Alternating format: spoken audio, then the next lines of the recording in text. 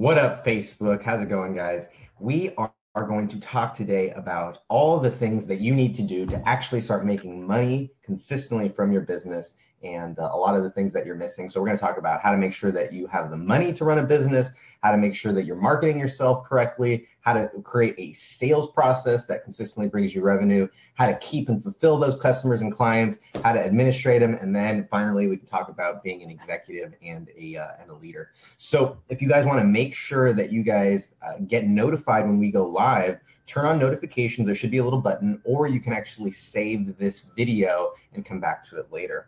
But I think that this is so important for business owners as a whole to understand and realize, because a lot of business owners and a lot of entrepreneurs especially get into it because of the passion, right? They get into it because it's something that they really, really, really love. And it's something that they enjoy. And I think that that's important, right? Let me close my window here. But I think it's really, really valuable for people to understand that businesses are very, very complex. Businesses although they can be simple, businesses often, in order to be successful at the levels at which people want, require a lot more than just being good at one thing. And the challenge is that a lot of business owners oftentimes are only good at, they only start out at least good at one thing. And a lot of times they can actually improve, but that is something that needs to happen over time. So we're going to talk about that, and we're going to dig in today. So let me share my screen, and we're going to see if we can get a few other people on here as well. If you guys have any questions about this stuff, always feel free, if you're catching this on the replay, to throw those down there, and we'll make sure that we cover it. But let's get into all the different areas of our business and all the different areas that we need to really understand if we're going to be successful.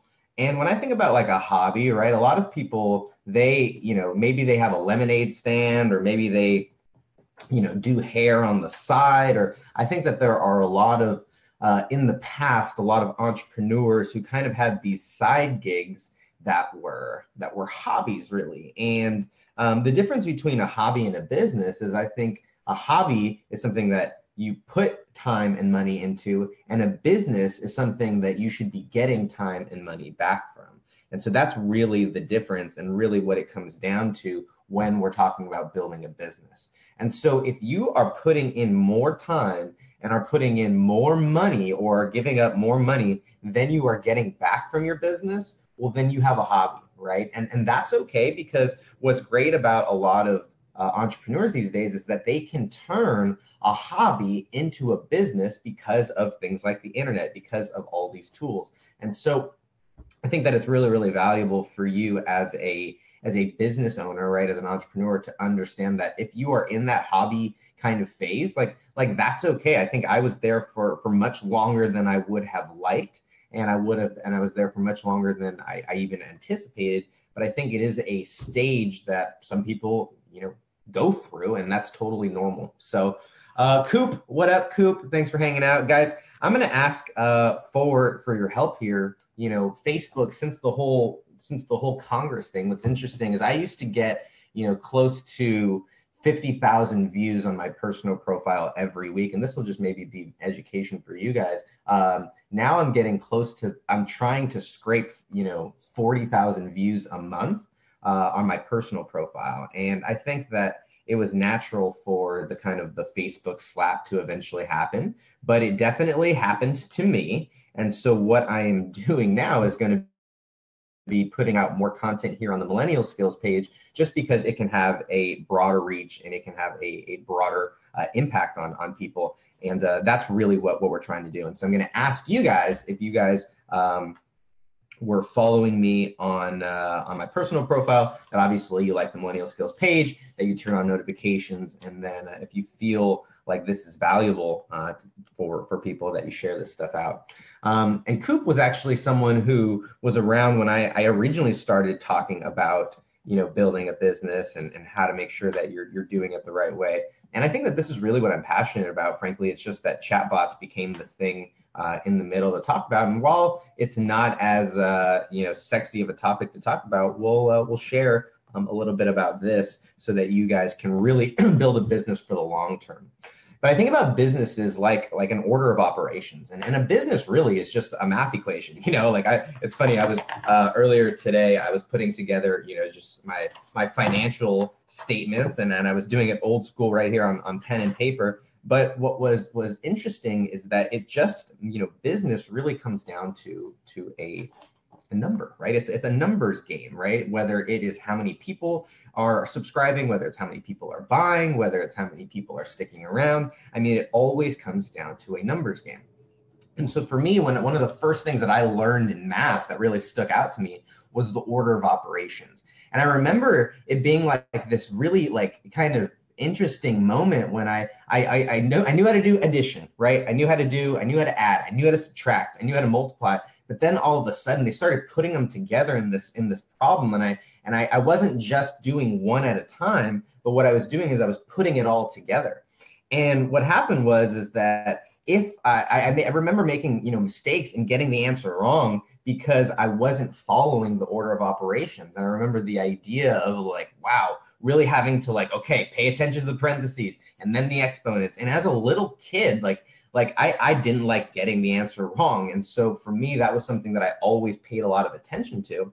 And in business, when I started actually building my, when I started building my business, what I realized is that there were similarly, right, this order of opportunities for people to be able to do. So I'm going to share this in a couple of places really quick. Because I want to get this out to a few more people. So guys, if you guys have any questions about how to specifically run a business, then let's throw it down there. If you guys are selling a product, we can talk about that. I've sold products. I've helped people sell physical products. I've helped people sell digital products. If you guys want to talk about services, we could talk about that. I've actually been fortunate enough to build a client service business as well. So we could talk about that. If you want to talk about affiliate marketing, done some of that, we can talk about that. So there's lots of opportunities for you to get into whatever it is you want to talk about, but I am filibustering here right now so that I can get this shared out in all the right places. All right, cool. Okay, so let's go through these really quickly. And now that I've talked enough about what this stuff actually is, right? Now that I've talked about enough about what this stuff actually, what the steps are, let's talk about the specifics. So the first one is finances, right? And finances is obviously so important for people to be able to fund their business. And what's beautiful about today is that there are more opportunities to fund your business, and there are more opportunities for you to be able to get money for your business than ever before. I mean, it used to require like a ton of, just work, loans, capital, right? Because in order to get either your message out, in order to put together a prototype, in order to just get started, there was so much upfront capital that was required. However, now what's beautiful about it is that in order to get started, you don't actually need any money. And then the reason is because there are lots of ways to get funding, whether that's your typical routes like getting a loan or getting investors, which is one way to do it. But what I love is the opportunity to either pre-sell, right, and to actually sell things before they come out. That's actually what I have found has been one of the best things that we've done as an organization is to figure out what people are actually willing to pay for before you actually go out and build something, right? And to be willing to kind of adjust and along the way.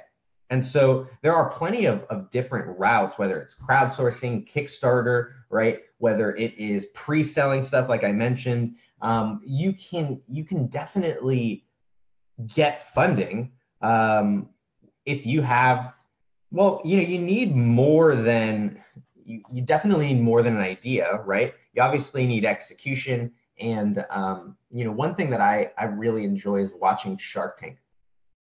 And I was recently away in Arizona this past weekend at an event with helping coordinate an event with Robert Kiyosaki and Garrett Gunderson. And one thing that I was watching, at night in the hotel room while I was going to bed, was Shark Tank, and it's really, really, really interesting to see, how these people have kind of gone about it. And obviously, they're at the end of the road; they're pitching it to capital investors. But to see that that is the end of the road. If you can go out there and you can create revenue and you can go out there and create business for yourself without needing other people, investors, other people's equity, well, that's going to be the real testament to a strong product, right? Or a strong idea. So for you, when people always ask, how do I get funding, right? How do I get investors? I always just tell people to go out and sell stuff. And whether it's pre-selling or whether you convince someone to pay you, or whether you start out and you are, doing it at a lower rate, than you fully anticipate because it's one of your first clients, I think going out there and selling stuff is the best way to get funding, because then you don't have to give up equity. Then you don't have to give up any, you don't have to give up any of that stuff because you are, you're in control, right? So I think that's huge.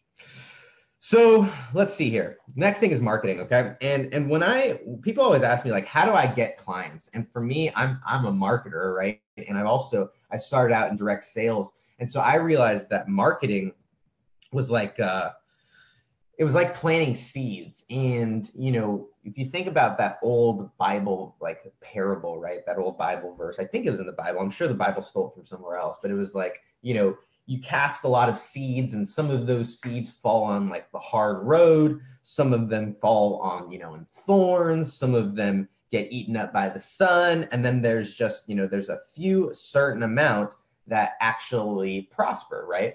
And similarly, what we find is that if we put out enough seeds and we have out, if I'm a fisherman, enough lures out in the water, well, eventually we're going to catch some from each of those. And I find that is really, really important for business long-term, because we're never really just relying, right? We're never just relying on one person or one source or one avenue to be able to generate those clients. So for example, when I think about our clients that we have on right now, cold outreach, referral, a lot of cold outreach, organic, Facebook Lives coming to us too that way. We utilize all of them, because if we utilize all of them, well, then one of them's going to land, right? And people talk about, I heard Warren Buffett says diversification is not good. I don't know what he said. Actually, I shouldn't quote it, right? But he basically was talking about how diversification is for people who don't understand. And I think that investing, that might be one way. But when you are trying to create inbound leads for yourself, right, having lots of different opportunities for you to create those conversations, or having lots of opportunities for you to be able to create those connections is helpful. So, we're out there, we're speaking, we're sending cold emails, we're sending LinkedIn connections. And I wouldn't encourage you necessarily to do all of them at once and get started all of them. But what I would encourage you to do is to go in deep on one of them, dive deep. And then what you can do, right, is once you've got that ready and going, what you can do is you can parlay that into the next system, right? So for example, one thing that we started out on was we really built up our cold outreach systems. It was that was the first thing that we did. So it was all right, how can we get a ton of emails just being sent out, right? Hundreds of emails being sent out. Then we got that rolling, and we're okay, that's good. Let's put that on autopilot. Let's delegate that. Let's automate that. And then let's move on to the next one. Okay, so then we did LinkedIn. Okay, cool. So we got LinkedIn rolling. And so, okay, so what's the system there? All right, so we figured out the system, we adjusted for that, and then we automated and delegated, and we did all that over there. And so then, okay, so we got that rolling. So then the next thing is, all right, let's figure out how we can start speaking more. Let's figure out how we can start talking more. So that we can start creating this brand and this expertise and this authority-like presence, right? So we did that. And so now we've got all three of these running, right? we've obviously along the way been doing lots of Facebook Lives and lots of organic things. And the reason that is like you always have this influx of new people, right? You always have this influx of new business. And I think about business like a college recruiter, right? Or a college basketball coach or a college football coach, and they are essentially recruiters. And the best college coaches are actually the best recruiters. And it's crazy because they win the national championship, and then the next day they're out on the road recruiting, marketing, right? Because that next aspect is going to turn into more sales, right? So let's go into the next one. And out of these here, we've got 1, 2, 3, 4, 5, 6 topics. I'm curious, which ones do you want to get into? If you guys are here, we got a couple people on. FMSRAE, right? Those are your options: finances, marketing, sales, retention, admin, or executive and leadership. So let's talk about sales next, right? And when I think about sales has to be a consistent process, right? Sales has to be something that is replicatable. Sales has to be something that is duplicatable, and sales has to be something that you are driving, right? I was recently talking to a motivational speaker and someone who has a coaching program, and they were looking for ways to be able to get more people enrolled into their program. And I asked them, well, how are they selling it, right? And it's a high ticket program, so it's $6,000 program.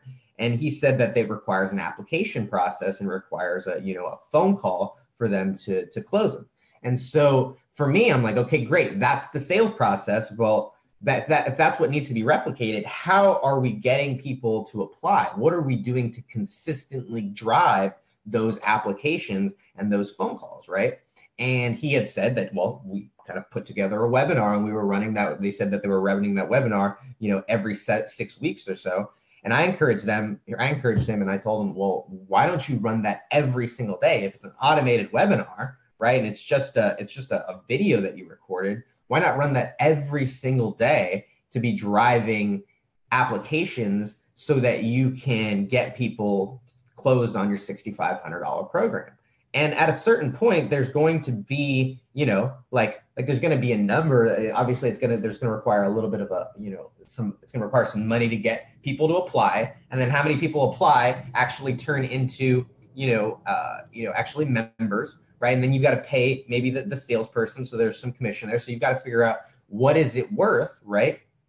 And what's my number that I should be willing to put into it to get this client back. And I think that once you have that number, well, now all of a sudden you can start driving it, whether it's through ads, whether it's through affiliates or whatever it is. It makes a lot of it just makes a lot of sense to be able to get people in the door that way, right? And the thing is like it's consistent. And so if you have a webinar, okay, great, run your webinar. If you have a sales call, okay, great, drive your sales call. If you have a launch series, all right, drive your launch series, right? The biggest thing about sales is that it's got to be, you've got to hit a certain amount of points, right? Which are obviously really, really important. But then the second aspect of it is that you've got to be able to, you've got to be able to change the selling environment, right? Like that's something that a lot of people preach, and something that I've realized is that the selling environment has to be on point in order for you to have success, right? And so if they're not in the right, like I remember when I was first starting selling like home products way back in the day, and sometimes they would tell me to oh yeah, I would literally go over to customers' houses and take my bag and sit down and do a presentation on the stuff. That's why I'm so good at webinars and stuff, or talking for just hours up here, is because I had to do this one-on-one with people all the time. And so what I would realize though is that if they had me come over when it was during a party, or if their kids were going crazy, or they just they weren't focused on the presentation, or they weren't focused on the product, or they weren't all there, I almost never had success, right? Because they weren't fully present. And so the biggest reason that you need to change the selling environment is that these people, they need to be fully present so that they can go through the emotional experience that they need to go through in order to be willing to pull the trigger and actually buy. So that's why it's important, even if that is like a video series where people are expecting it and they're actually coming to this training and they're sitting down and watching the video series, or if it is a webinar where they're going to the webinar, or if it's a sales call where it is a scheduled, it's a scheduled call. It's really, really important for these things to be, just set aside from the rest of the process so that it stands out. Let's see. Wayne, Kelly, Anna, guys, welcome. Derek, Justin, I love all you guys for hopping on live. We're going to be doing the videos here from my page, or excuse me, from the Millennial Skills page. So make sure you like it, okay? Likes and loves always help so that we can, our main goal is just reaching more people here. David, what's going on, David? Thanks for hopping on. I actually have been learning so much from David Osborne and his time with the One Life community. So if you guys haven't read Wealth Can't Wait, make sure you guys go pick up that book. But what's important about, we're talking about sales here. And so what's important about sales is to making sure that the process is consistent. I also realized early in my sales career that if I just went in and winged it, right? If I just went in and kind of just did whatever I wanted, or just kind of, didn't follow the script that I had been given or I'd set out, that it almost never worked out, right? And so when I'm training my sales guys or my sales team, it's like, here is the process. Here's the things that work. And the reason that that's important is, yes, you need to hit a certain amount of beliefs. You need to hit a certain amount of points so that you can actually convince this customer to buy. But the second thing is that if things are not working, what's really, really challenging is that if you don't have a consistent process and you don't have the ability and the opportunity to actually to diagnose what's going wrong, because everything is different. So you don't know what's working or what's not. So for me, like, I'm always asking my partners, I'm always asking my people, like where in the process are we getting stuck, right? Where in the process are we, like, where is it falling off, right? Are we not was it just that we're not taking the right amount of action? Is it that we're not taking the right amount of effort? Is that the biggest issue?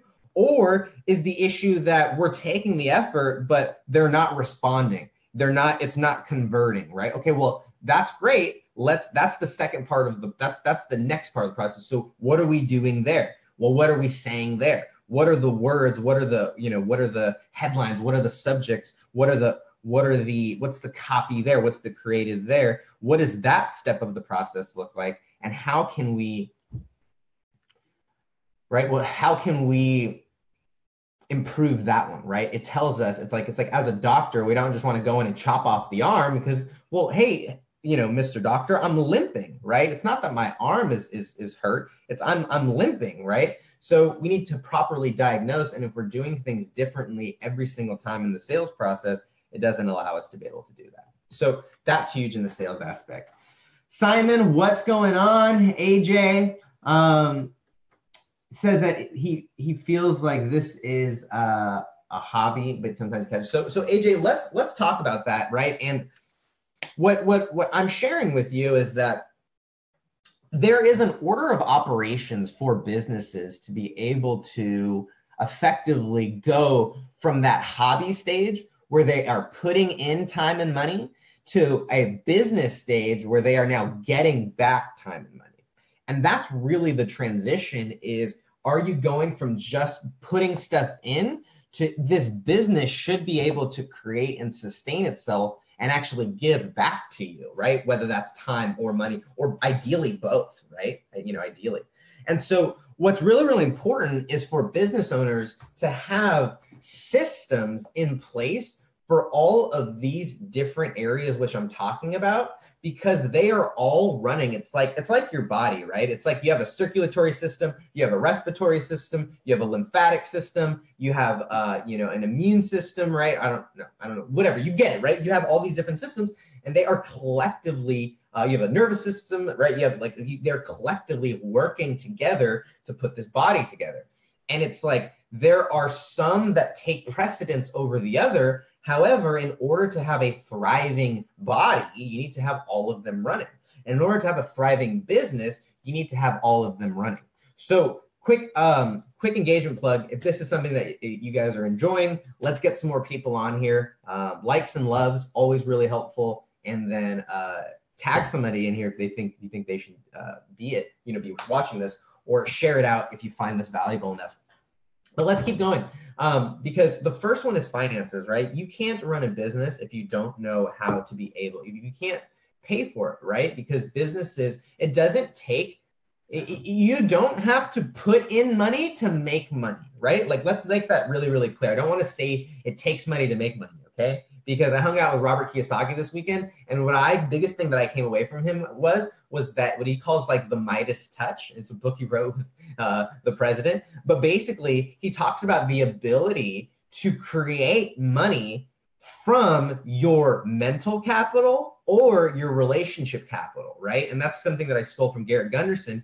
But essentially, that's what's beautiful about the world, is that if you are smart enough, or if you know the right people, you can create money out of thin air. And so whether that is pre-selling, whether that is crowdsourcing, whether that is getting an investor, whether that is getting, some business debt, getting a business credit card, whatever it takes to be able to get you going so that you can start marketing or start getting your message out there, right? Because marketing, when I talked about marketing, is really about spreading your message, right? Marketing is about getting your message in front of as many ideal qualified people as possible, right? And so I think about this, right? Like let's talk about this video right here, right? Why do I do daily live videos? Okay, well, a couple of reasons. I know that right now, sitting out there are one of two people. You're probably an entrepreneur who is looking to get started, and you want to learn how to build your business, or you want to learn how to build your agency. You want to start learning how to utilize these digital tools that are out there. And guess what? I do have tools, I have softwares, I have programs that you can pay me for to join those programs and get even more help as well. So that's why I do these marketing things. That's why I do, and yes, I love giving value, unless it makes me feel good when people message me all the time and say how much that these videos help. However, I also know that by doing it, I'm going to get in front of my ideal clients. The second thing is, you might be a business owner who owns their own business, and you might not be, you might understand all this stuff, and you might understand how important it is to have a marketing plan, to have how important it is to have a funnel. You might, understand that, but you might not be wanting to do that. You might not be wanting to go in and learn how to do a chatbot and learn how to create a Facebook ad. And so if that's you, well, similarly, that's why I'm doing this as well, because I'm able to build my brand through these things as well. And it goes back to like giving. I've developed myself so much that I can give as much as I can, and it doesn't hurt me. Like, it actually helps me. A lot of people think, Hector, how do you make money if you give so much stuff away? And it's like, it actually helps me, not hurts me. So marketing, is really what I love about what I learned from Garrett Gunderson this week is like, marketing is like untapped value creation, right? It's an untapped value. And so what that means is that, hey, down the road, you may or may not choose to give me money for a program or a service. But the point is that it's untapped. And the more that I give and the more that I market, and you got to market the right way, right? It's about value creation, value added marketing. I think that that's really valuable too. It's not about interruption marketing, right? Interruption marketing is like a commercial. Interruption marketing is like, is like a radio ad. Even interruption marketing is like a billboard where people are trying to interrupt what you are currently doing so that you will pay attention to them. What we try and do is we do value added marketing, right? Which is basically where we create value for you so that you are thankful and grateful for us doing this. And then down the road, that allows you to be able to get into a position where we can sell you something. That allows you to be able to get into a place where we can, offer some sort of product or service, right? But marketing is really about getting in front of people and offering value to them so that there is this built-in reciprocity, right? So that's huge, okay? So what's interesting on ACE is, like a YouTube ad.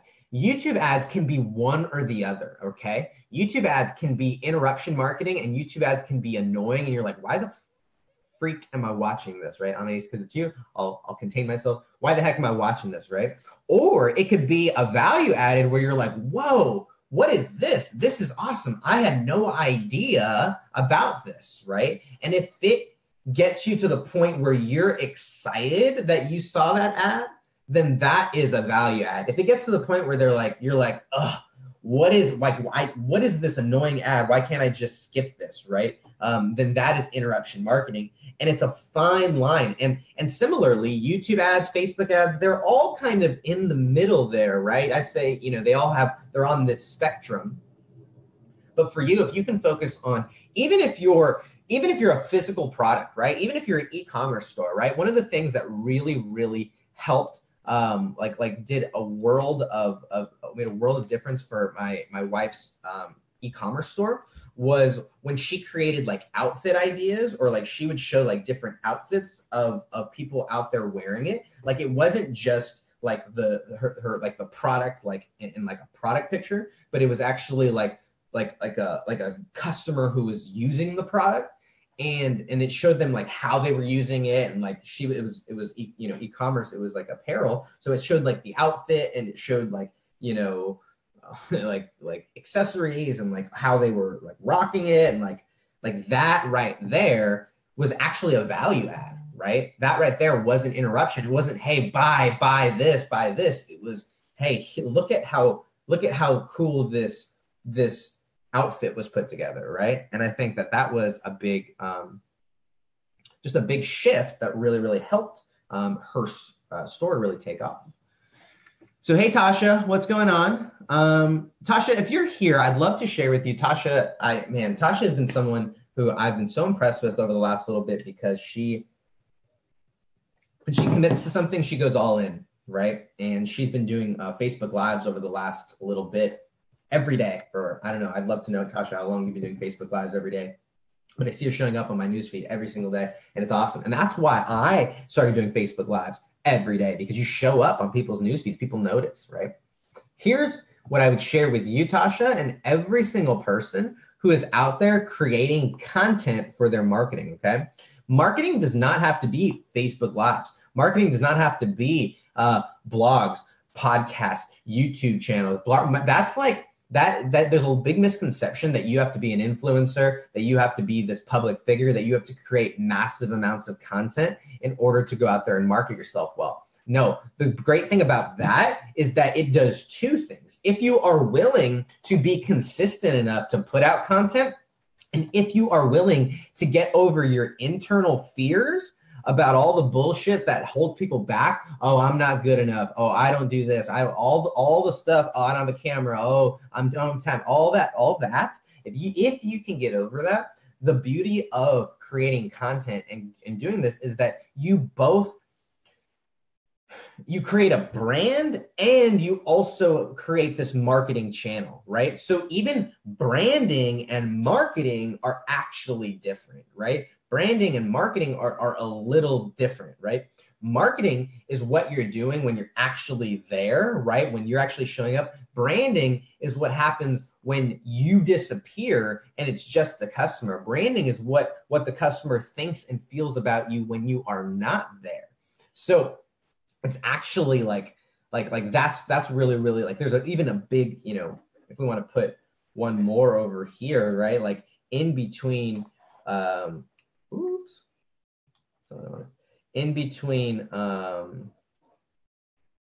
like this, like marketing and sales is even like right out here is like this branding aspect. Okay. So let me get to my original point. All right. Because Tasha, if you're still there, this is I want to share with you and anybody who's creating content, is that content is super. There's two really, really important points about content. Okay. And I'm only sharing this because I've done close now to over 300 Facebook Lives, okay? And I've been creating content consistently every single day for the last almost 2 years, almost 2 years, almost. And so here's what I share with you. Because at the beginning, my content was falling on deaf ears. My content was actually not, it wasn't actually working, okay? And nothing was happening. I wasn't getting any traction for 2 reasons.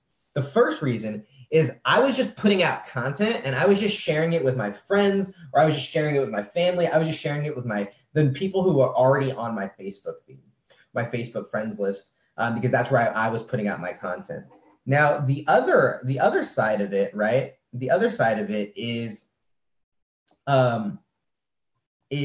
I had to go out and actively find out who was in my target market. And what I love about Facebook is it allows you to go out and proactively find your target market. On YouTube, you have to wait for people to come to you, or you have to let people come to you and subscribe that way, right? You can kind of direct people towards you. But on Facebook, what I love is the beautiful thing about Facebook is you can go out and actively find those people who fit your target market and add them and friend request them and engage with them so they see your stuff. And that is a vital component for people's content to actually function. Because the reality is if I'm not in the target market and you're putting out tons, and I see you, Tasha, right? But I'm not in your target market. So if you keep putting out content, I'm going to pat you on the back. I'm going to say, you're awesome, keep doing it. But if you want to make money from it, well, you're going to have to make sure that your target market is seeing this as well. And I'm not saying that you're not doing this. Maybe you are, maybe you're not. But I find that most people are not going out and proactively adding people to their list and to their friends list that are in their target market. So that's a really, really important step. The second thing that I would share with you is I was at the beginning just creating content to create, well, there was 2 things I was doing. The first thing I was creating content about whatever I wanted to create content about. And that can sometimes be effective if you are passionate, if you are patient, and if you are talented. You can push through and just create content about whatever you want, and just because you're funny enough, because you're entertaining enough, you're intelligent enough, you're whatever enough that you can get, and land, an audience. However, what I have found is much more important and much more, maybe not important, but is much more effective and efficient in growing an audience quickly is to not talk about what you want to talk about, but is to actually talk about what they want to talk about. And that sometimes you can have an intuition, sometimes you can have an understanding, or because you have a lot of experience, you know what it is. But most of the time, it requires you going and doing the research. It requires you going and doing the surveys. It requires you going and having the conversations so you can figure out what these pain points actually are. Too many business owners make too many assumptions in their, they make too many assumptions, right? Is really what it comes down to. So for you, what I would encourage you to do is to not assume what your people actually want, but to go out and ask them so that you can so that you can actually know, okay? AJ says, what kind of content should he put out? I want to start creating a personal brand. Should he give content that comes directly from me, the kind of content I know really well, or which way to go about it? So let's talk about that, because I think that that's a really great aspect. So what's really, really important is to understand that if you are, let's just say that your let's talk about this. Your content obviously has to be, no matter what, it has to be like relevant, right? Like the most important thing is for it to be relevant, okay? So quick engagement plug, guys. If any of this stuff is valuable, I'm gonna ask for some likes and some loves. Tag anybody you think should be on here, and share this out. We're trying to kickstart this Millennial Skills page and get this up and running, because so that I can keep doing this stuff, right? It's got like the amount of impact is about, it's just gonna be more impactful with your help. So let's talk about this. So if it's helpful, just likes and loves, shares, all that stuff. All right, so let's talk about content, okay? And when it comes to content, I think and I'm stealing this from a lot of people that I've learned you know, kind of tested and experimented. So what comes to mind, the first thing is consistency, okay? Like that's the first thing that comes to mind when it comes to creating content, is that you've got to be willing to be consistent enough and long enough to actually see results, right? It was so funny, like my you know, I don't ever like to like cry or whine or anything like that, but part of the reason that we're doing it on the Facebook, you know, on the Millennial Skills page here is because I was getting 30 live viewers on my personal profile every single day, and then it went down to like 8 or 9, and I was like, whoa, what the hell is going on here, right? It was like the Facebook slap happened, and that's totally okay, not a big deal. I totally understand that. Not an issue, because you just adjust and you don't sit there and cry. However, the reason I bring that up is because my wife and I, we were talking about it. We were like, wow, you had 30 people on your live video, you know, consistently for the last several days. And, you know, we were hitting 50,000 views every month. Like it was like we were getting 5,000 views a day. Like things were pumping. And she was like, do you remember when it was back, like, you know, like, do you remember back when like there was only like 1 or 2, or like, I think she made the joke where it was like, do you remember when I was the only one who was watching? And it was like, yeah, I do, it was a long time ago, right? But there was that time, and I was willing to sit through it and be consistent enough where even like on this, right? Like there was 1 or 2 people, you know, at the very beginning, and it was like, oh man, you gotta fight through it. Like, is anybody gonna hop on? Only 1 person's watching. Oh my goodness, right? So consistency is key. Okay, consistency is absolutely key in whatever it is that you're doing. Now, the second thing that you want to do is you want to understand, okay, and this is something that I've really taken from Gary Vee, is just understanding not only about content, right? You know, they said if content is king, well, then context is queen. And what I mean by that is that putting out content that is specific and content that is valuable, right, to that particular platform is so important, right? So your Instagram stuff should be made for Instagram. Your YouTube stuff should be made for YouTube. Your Facebook stuff should be made for Facebook.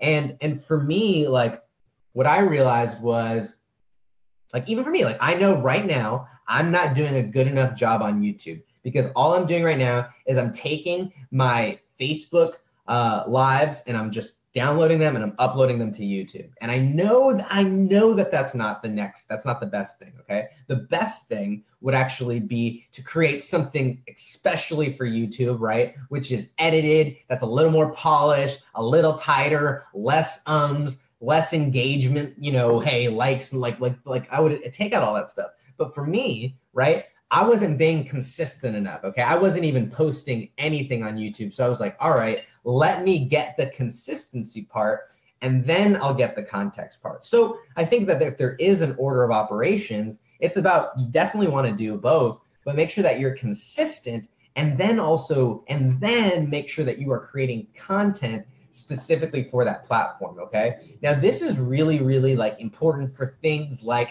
Medium, things like Quora, things like Pinterest, things like Instagram, things like Snapchat, where content, like people are in a different mentality, they're in a different mindset, and they also have different expectations for the content that they're consuming on that particular platform, right? Like I self-admittedly do not do great with I just don't do great with stories, right? Like the idea of like I'm a very private person, like ironically. So the idea of like just kind of pulling out my phone and like snapping when I'm like peeing or like, you know, just cooking my, like I don't think about that stuff because my phone isn't even like around me during that time.